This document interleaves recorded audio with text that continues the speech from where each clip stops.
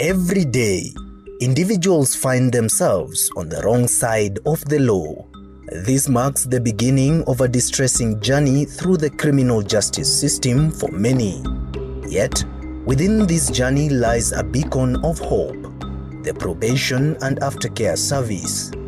The Probation and Aftercare Service is reshaping lives and offering a second chance through various programs. Probation and Aftercare Service is a technical unit in the State Department for Correctional Services within the Ministry of Interior and National Administration. We operate in an area of comparative advantage, that is, the management of non-custodial offenders. We also offer rehabilitation, supervision of offenders as may be appropriate. This is a unique endeavor where no one suit fits all. These are tailor-made for the individual. In another function, we also reintegrate offenders. This comes from a broader perspective where we not only immediately reintegrate those who have come from the penal institution, but a large consideration has also been done to those offenders who may have been committed to the borstal institutions. Those are the youthful offenders, the long-termers, and in the recent past, we also had to reintegrate and resettle returnees, those who had gone out there when the government declared a general amnesty for the fighters who had joined the Somali. We are talking about radicalization.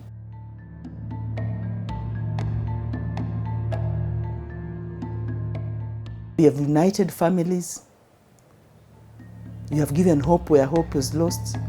And we have empowered individuals. Meet Kelvin Wavomba, a 27-year-old ex-probationer, an orphan from Kakamega County who had given up on life, and how circumstances led him to engage in crime and later found himself in conflict with the law. Mr. Wavomba narrates how life at home was unbearable and was unable to access formal education despite getting opportunities to join 3 universities. I saw like my life was shutting down. As a man, I needed to survive. I tried to hustle, whereby I studied as a herder. From herding, I decided to do hawking, whereby I was hawking toothpaste and toothbrushes in Webuye town. And I could even sell only 1 piece per day, and selling 1 piece per day, that's around 20 bob per day. And this is where life became so miserable. I went back home in Malava. I started to do boda, but due to my health condition, chest, and I'm not trained as a boda. I have no driving license. I also saw that was not my life. Therefore, I decided to do a little bit more, whereby I had to go to Nairobi, got a job as a watchman that I was being paid, that's around 7,000 shillings per month. And 7,000 was only able to pay my house rent of 3,000 shillings. And the remaining 4,000 was for food and fare to the job. And again, that was not my life. After opening gates to young girls, young boys, who seemed their lives were well off, I wanted to emulate their lifestyle, and that's how my life was after finishing my Form 4 in 2015. So how did Wavomba come in contact with the Probation and Aftercare Service? When I went to court, I was sent to industrial area for 14 days in the remand. On the sentence day, I asked the court to give me at least the second chance in life, because since I was the first offender, I was not aware of the law and the consequences when you do such offenses. The court magistrate accepted and gave me the option of the probation. That's when I was in contact with the probation officer in industrial area. I took my story and went. Thankfully to God, the court accepted the report and placed me on a probation. I saw relief in my life. I saw this as a second chance to start all over again, and I knew it was the beginning of my new life.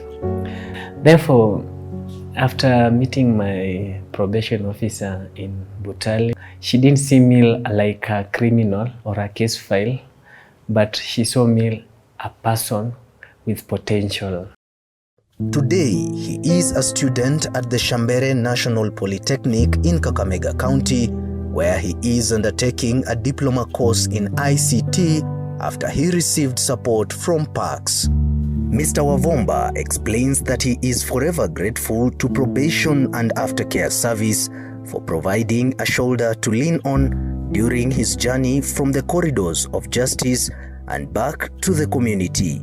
I was given college fees to pay my school fees, to further my education and in IT. Number two, there were community outreach where I will go with the probation officers to interact with other people and share and know that we are many in this journey and we can have ways to overcome these challenges that we might be facing. Number three, the probation officers frequently visited me in my school just to make sure I'm on the right track, being at the right place, doing the right things at the right time. And number four, the reintegration helped me so much. After coming from the court or the prison, the community were not able to receive me well because they have their myths and maybe misconception that in our community, like when you have been apprehended or gone to prison, it might be bad luck to the family. But through the probation and aftercare services, they were able to accept me as a changed person.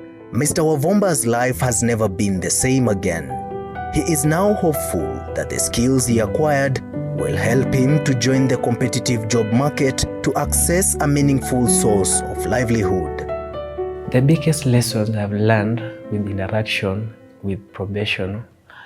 One, I have come to realize that I have power in my hands to change my own life. Number two, resilience helps you to overcome any struggle or day-to-day pressure. And number three, the hard work pays. By me working hard in class, I know I can be someone in future from now. Meet Miss Salma Ahmed, a senior probation officer at the Nakuru Girls Probation Hostel. She explains that the institution is dedicated to youthful probationers placed on probation orders for supervision and rehabilitation. Nakuru Probation Hostel is a facility whereby young girls who have been in conflict with the law are brought in for purpose of rehabilitation. In other case scenarios where girls are in conflict with the law and they go through the court process to a point whereby they're given the probation order, most of them get rehabilitated while at home. But with this special category of girls, there is an issue with their home environment. The home circumstances cannot allow rehabilitation to take place. Either the environment is hostile or there is no enough support for them to be in that environment, like their basic needs or even having a guardian to help them and support them through the process. So they are brought to Nakuru Probation Girls Hostels. This involves girls between the age of 12 to 22. These young girls are given the opportunity to change while here. And this change is impacted through the rehabilitation programs that we have. Take the example of Eve, a minor. After going through the justice system, she was placed on the probation order, which she served in the probation hostel. Through PACS, she learned various skills engaged in mentorship programs, and continued with her schooling while at the probation hostel. At first, I thought I'd lost everything, but when I went to the probation hostel, I somehow found my light. I participated in catering, where I was taught how to cook many recipes, and even I did tailoring, where I was taught something. I actually enjoyed the games there because we played even with the officers. They took us like their kids. They wanted us to see like it was home. Even they taught us how to be independent. Like they came with beadwork, so we did beadworks. And at first when I went there, I did not trust anyone, but they taught me how to trust. We lived there like a family, and they took care of our food. They made sure that we were clean everywhere. Yeah, they were like our parents. They took me to school. They gave me a chance to go to school, where I actually appreciated. Salma, a trained counseling psychologist, explains that in most cases, children or youthful offenders find themselves in conflict with the law due to a lack of parental love and empathy at home. So at the initial stage when a girl comes in, first there is that shock that they're from the court and all that process. We need to give them time to settle in and also process the emotions that they're going through, and also feel confident and comfortable and feel that this place is a safe place for them. So during that period of, say, around 2 or 3 weeks from the admission period, we incorporate them, or we introduce to them the routine of the hostel, whereby the routine is kind of a classical conditioning to help them adapt new behavior. The routines actually are just the normal ones, like the wake up time, the duties, the cleaning duties, the breakfast, and then going to classes. And during that period, we observe them from outside counseling sessions. We interact with them in the morning. As an officer, when I come in the morning to work, I go to greet them, know how they have been, if they are facing any challenges adjusting, or if they have any issues that they want to talk about. And we make it as casual as possible, just to create the rapport with them. And at this point is very crucial, because you, as an officer, you need to exercise unconditional positive regard, genuine warmth towards the client, and a lot of empathy, so that this client can actually get that emotional comfortability of now engaging in a counseling session. We also use the technique of positive reinforcement and negative punishment. This positive reinforcement means that when this girl, you observe that they have done something well, or maybe for consecutive 3 days she has run through the routine well, you affirm them so that they can continue showing the same wanted behavior. And for the negative punishment is whereby you take away something that they like, so that whenever they do a mistake, or they show an unwanted behavior, you take away something that they like as a punishment, so that they can avoid that unpleasant behavior. Now we start engaging them in a more vigorous rehabilitation program, and we start by now doing a case formulation. This case formulation is informed by the information from the field that we have gotten from the report, the information that we have gotten from the officer during admission, and we incorporate it with the interview. We do a initial interview, a re-interview of the client when they arrive. This is to get a more comprehensive information from the client from their own perspective. And now that, because you had interacted with them and created rapport well with them, they become free to give this information. So after that re-interview, we do case formulation, adopting the 5 Ps. The 5 Ps, we look at the presenting problems, the precipitating, the predisposing, the protective factors that all come into play to informing where this behavior, the unwanted behavior, came from. And after doing that, as an officer now, it informs your treatment plan and treatment approach that you'll be using to assist this girl. Most often that when we do the case formulation, you realize most of our clients have one issue in common, whereby there is lack of affection and emotional validation from a tender age. So when you pick that up automatically, you know, in their treatment plan, you have to address their emotions from childhood and what they were experiencing, and also help them heal. So after that case formulation, now we dive into the counseling. Counseling, it's done, there is the individual counseling and there is the group counseling. So we engage them simultaneously in both. During the group counseling, they share problems or issues that they are experiencing that are similar to all of them, and they can relate to it. And they, in that session, will help them be open to discuss, to respect the privacy, to encourage each other and exercise empathy. So from that point now, when they come during the group counseling, you might note some issues from the client.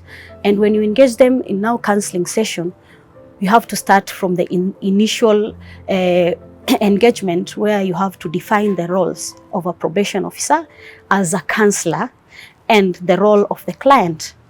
I can use an analogy of a traveler, the client being a traveler and the counselor being the map for the traveler. The traveler already knows the destination, but the map helps them to see the journey in a wider perspective and also give them variety of options to reach their goal. There are many children in conflict with the law and are among the beneficiaries of the PACS programs. Meet a 17-year-old who was in conflict with the law. He narrates how he found himself in police custody and where he felt his life had turned upside down and thought he would languish in jail. Probation officers worked him through the journey to achieve positive behavior change. He was able to regain his confidence and resumed his studies. Wakati ambapo nilishikwa, nilifikiria kwa mimi nitakuwa maisha yangu imeisha hapo, nitafungwa gerezani miaka yangu yote na pia sitaona wazazi wangu. Baada ya wiki mbili kuisha, niliporudi kotini, jaji akaamua kwa nitafungwa kifungo cha miaka 3 nje.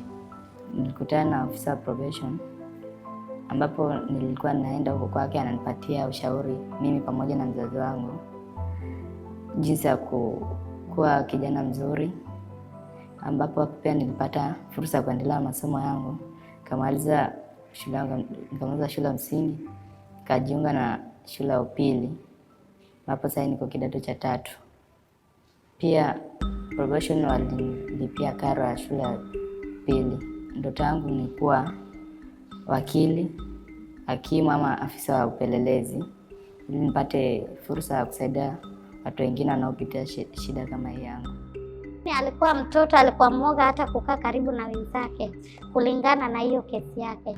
Lakini wakati alikuwa akienda kupota na pewa mafundisho, mtoto akakuwa na tumaini. Na hiyo idara pia imemsaidia mpaka mtoto amekuwa na furaha, anaweza ongea, hata anaweza cheka mbele ya wenzake. Nashukuru na hiyo idara. Naomba vile mmemfanyia huyu mtoto wangu, naomba mfanyie mtu mwingine tena. The Department of Probation and Aftercare Service is now handling children as young as 12 years who are engaging in criminal activities. And whereas the community may think they are petty offenders, we have quite a number who have engaged in more serious high-risk offenses, which because of their youthful phase in life, I may not want to mention here. So it is critical that we rethink, re-strategize, and reconsider how we handle our youthful offenders to avoid them graduating into serious crime and to uphold the future of this country. Probation officers are equipped with knowledge and skills in supervision, rehabilitation, and reintegration to support offenders to walk through the journey of being law-abiding citizens and promoting a safe community. However, sometimes having an attachment to the offenders can also take a toll on the life of a probation officer for those who fail to change. One of the things that really struck me when I started my job, I was working with a group of commercial sex workers, and one of them was, they were arrested several, but one of them had twins and they were very young. And therefore she was put into custody for 2 weeks awaiting the probation officer's report. So I went with my male colleague and that was a shock for me as a probation officer. I think I was just about 2 months in the service, but it was also a learning point. Because in probation work, when we are looking for rehabilitation and reintegration, we are always asking, does this person have a support system? I was awed by the support system, that this lady who was in remand, she was in remand and a group of people were taking care of her child, regardless of the circumstance. And out of that, I was able to go to court and get a production order so that she was produced before the due date, actually 3 days into the inquiry. And after she was released and we placed her on probation, and she moved away from commercial sex work. She had been placed for 1 year probation, and we worked together, and she moved away from commercial sex work and started a business. That was a very, very high moment for me, and it really makes me feel good. It was also a learning point for me as a probation officer, that if people work together, then you can do great things, and the weakness that is envisaged there may not be seen. The low moments for me are those moments when I have put in all that I can. I have used the offender management tools that I can. I have engaged the family conference, a case conference, every kind of attribute or approach that I can in trying to help an offender to become a better person. And it takes too long. Sometimes you are approaching the end of the supervision order and there is no much significant change. That really breaks my heart sometimes, because I feel like sometimes I almost want to question whether it is me who is not doing it right or it is the offender who is being difficult. Every day, probation work entails rehabilitation and supervision of low-level, medium and high-level risk clients to reduce recidivism, offer support to victims, and ensure communities are safe. Madam Sikoyo says that it requires intense supervision for high-risk offenders, and a probation officer must master a variety of skills and tools to attain success at work. In probation work, we engage with high-risk offenders, sexual offenders, among others, even including violent extremist offenders. And when we encounter such, the first thing we do is, after interviewing them, is to undertake a risk needs assessment. Now, this will be done using different tools, because the tool used for sexual offenders is different from regular offenders, is different from violent extremist offenders. So you'll apply the right tool to undertake the assessment to help determine what kind of treatment you are going to undertake. And then after that, you undertake family conferencing to involve the significant ones, case conferencing to discuss with your colleagues to get their professional input on how best you can rehabilitate this offender. But more so, there is the component of community involvement, because remember, these are high-risk offenders, and one of our core elements or focus is community safety. So we have to discuss and engage with the community, especially the local administration representatives. Within the community setup is one critical partner, and this is the national government. I say this because it becomes a focal point for us when we source for information about crime trends within a neighborhood, about patterns of behavior within the offender, and about family relationships.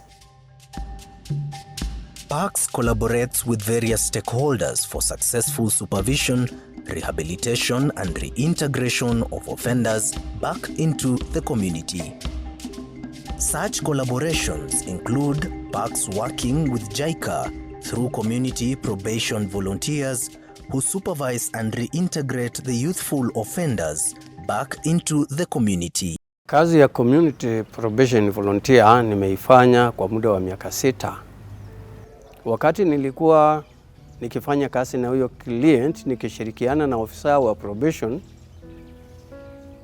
nilijaribu kulete wazazi wa huyo client pamoja kwa sababu walikuwa wametofautiana, walikuwa na furugu ya nyumba yao ambao ilisababisha huyu kijana aingie kwa uhalifu. Mr. Edagawa Mishtushi, the chief advisor at JICA PACS project, explains that through the collaboration between JICA and PACS, they seek to replicate the Japanese model that uses hogoshi, community probation volunteers, to ensure active community involvement in supervising youthful offenders in respective communities. Kenya has had a long-standing relationship with the United Nations Asia and Far East Institute for the Prevention of Crime and the Treatment of Offenders, UNAFRE, which has conducted training and has been involved in technical cooperation projects for juvenile justice areas through JICA since the 1990s. In this way, JICA has a long-standing relationship with Kenya's juvenile justice areas. Additionally, Kenya was one of the first countries to adopt the hogoshi system. Hogoshi is translated as volunteer probation officers in English, but here in Kenya, it is called community probation volunteer, CPV.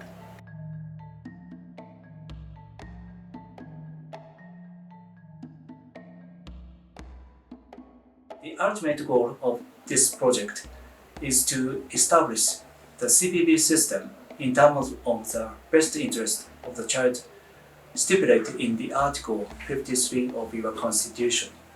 I believe that this goal aligns with the Sustainable Development Goal principle of leaving no one behind and contributes to achieving SDG 16, which seeks to ensure access to justice for all.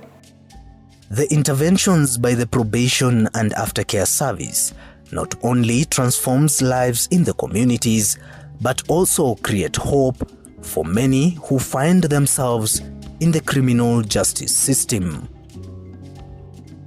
As I celebrate 35 years of service, I also want to celebrate some of my highest moments. The first one is one of our clients. We are happy that we have a doctor. This is a sure sign that offenders can change. Let's give them an opportunity. Let's not stigmatize them.